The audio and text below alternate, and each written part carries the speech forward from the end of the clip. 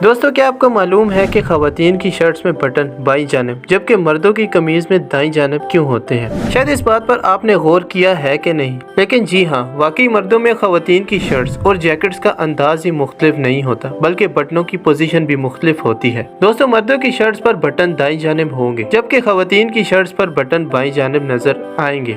वैसे तो ये कोई बड़ी बात नहीं है, मगर अजीब जरूर है, क्योंकि दुनिया भर में ज्यादातर अफराद राइट हैंडेड होते हैं और इसके पीछे छुपी वजूहात इससे भी ज्यादा अजीब और दिलचस्प हैं। दोस्तों, इस बात को जानने के लिए हमें चंद सौ साल पीछे जाना होगा। वैसे तो इसका आगाज कब हुआ और कैसे हुआ ये बात वाज़ेह नहीं है, मगर तारीख दानों के मुताबिक इस हवाले से चंद ख्यालात पेश किए गए हैं। इनमें जो सबसे ज्यादा मकबूल है, इसके मुताबिक माजी में 13वीं सदी के बारे में अगर आप सोचें तो लिबास पर बटनों का इस्तेमाल वही अफराद कर सकते थे जो इसका खर्चा उठाने के काबिल होते थे। दोस्तों, उस वक्त आम अफराद अपने मलबूसात की पट्टी से बांध लेते थे या लकड़ी की डंडियों का सहारा लेते थे, और जहाँ तक बात बटनों वाले मलबूसात की है तो उनका इस्तेमाल आला तबके में ज्यादा होता था। दोस्तों, उस जमाने में मगरबी खवातीन के लिबास ऐसे पेचीदा होते थे कि आला तबकी की खवातीन को बटन लगाने के लिए मुलाजमाओं की मदद लेना पड़ती थी। अब दर्जियों का इल्म होता था कि इस लिबास के बटन इसे पहनने वाली खवातीन की बजाय एक मुलाजमा बंद करेगी, तो वो बटनों को बाईं जानिब लगा देते थे ताकि मुलाजमा दाएं हाथ से आसानी से बंद कर सके, जो कि एक रिवायत बन गई।